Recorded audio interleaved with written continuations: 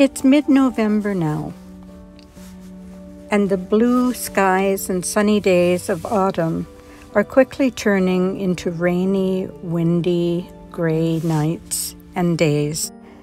And since this may be one of the last crisp afternoon walks that I get to take for a while, I suppose it's time to start finding ways to make my van feel cozy on these cooler, rainy nights and days.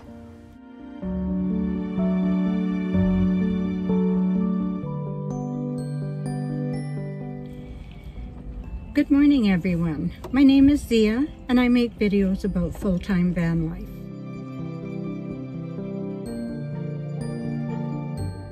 Today's video is about how I prepare for a cold November rainy night in BC in Canada.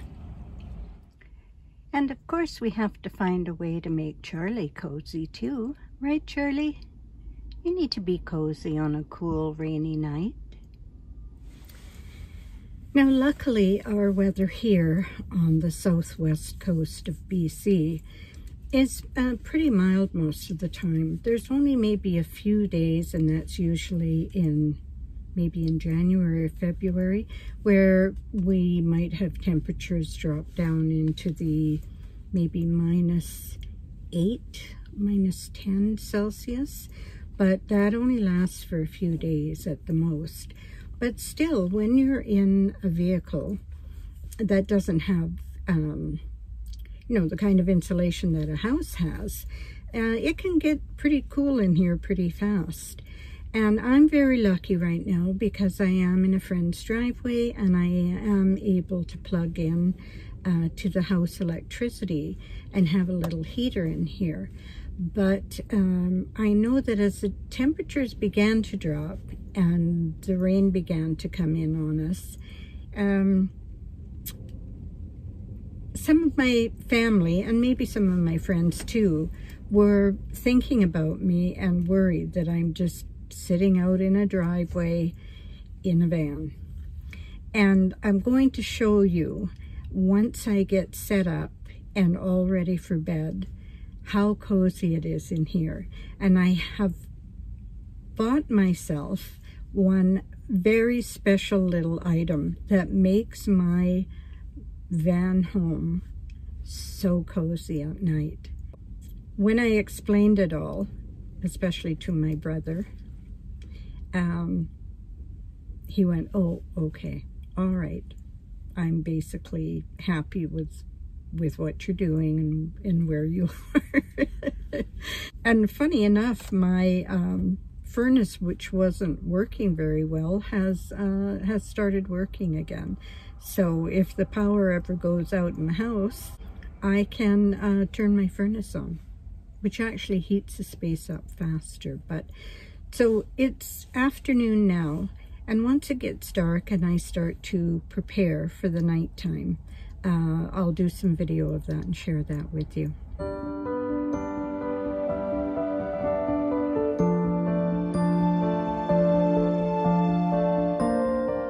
It's 4:30 in the afternoon, and because we've had the fall back on the time on the clocks, I thought maybe I should get started on this prep video before it gets too dark to see what I'm doing. So let's get on with it.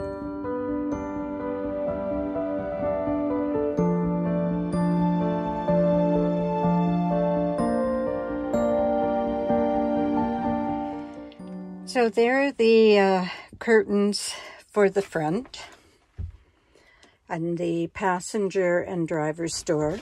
I still have the paper shade on the side window behind the driver's seat, but that seems to work quite well. When it gets colder, I might put some Reflectix in it. Now we have to do these windows. And I did make some Reflectix inserts for them, but right now I'm just putting up a piece of fabric at night that matches the other fabric in the room.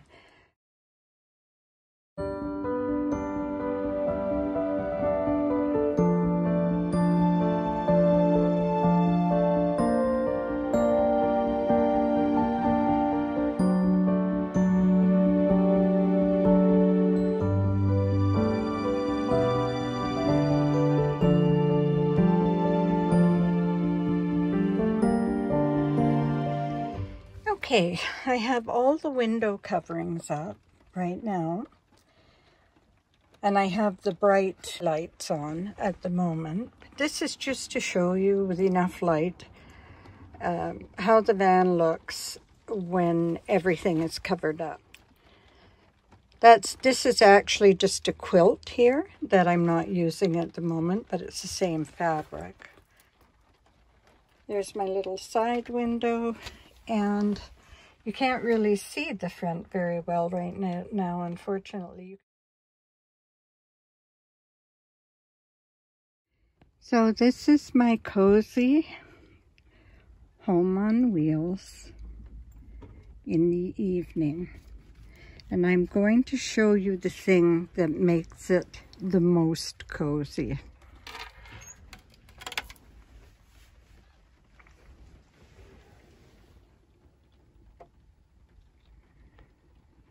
Yes, it's a fireplace. And Charlie's new bed that was given to me by a friend has a little blanket that's attached. And he is... Are you cozy? You're so cozy in there.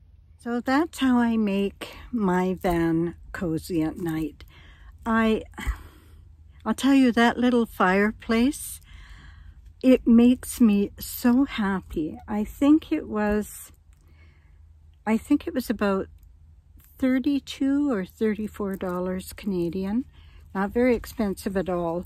It's about 12 inches wide, about 8.5 inches tall, and I think about 4 inches deep. So it fits perfectly on my counter. If I'm sitting in the swivel chair at the front, it's very lightweight, it's only plastic, but I can pull it away from the wall and face it towards the front of the van, and then I can sit in my living room area and still see the fire. But when I'm lying in bed at night, if I'm watching Netflix or if I'm reading a book,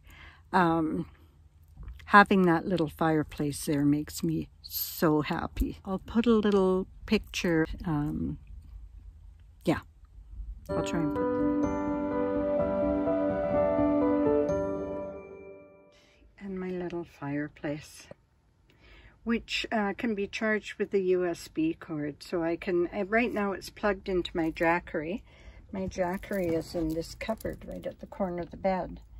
So it's really, really handy for that, for charge. A few other items I have to keep me cozy in the van are a pair of fluffy slippers and also a lovely furry warm duvet, not duvet, throw. I'll show you. Love it, just love it.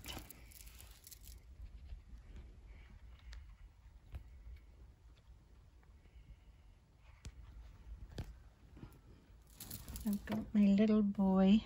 Oh, that's my phone charging cable. Charlie, there's my slippers.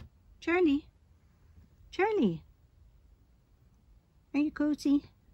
We're both cozy, right? Yeah.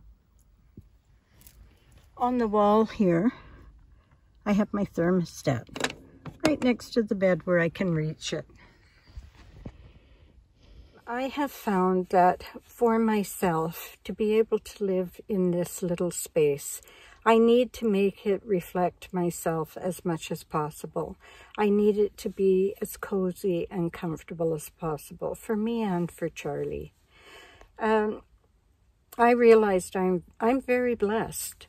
There are people out there who are living in cars. There are people out there who may be in vans but don't have a heater, don't have the luxury of being able to stay in someone's driveway and connect to their electricity. I realize that I'm very blessed that I have that.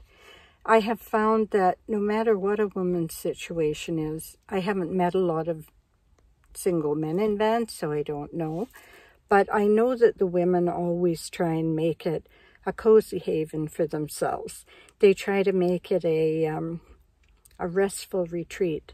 And for me, now that I've done some of the redecorating in here, and now that I have my lovely little fireplace, it really does feel like that. I don't feel deprived in any way when I'm in here on my comfortable mattress with my fire on and a book in my hand, and maybe a cup of tea as well.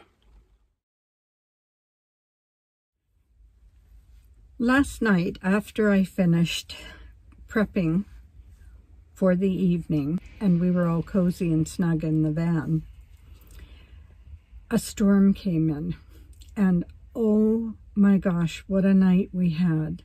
There was a wind and rain warning, and the van, it was like sleeping in a small boat all night.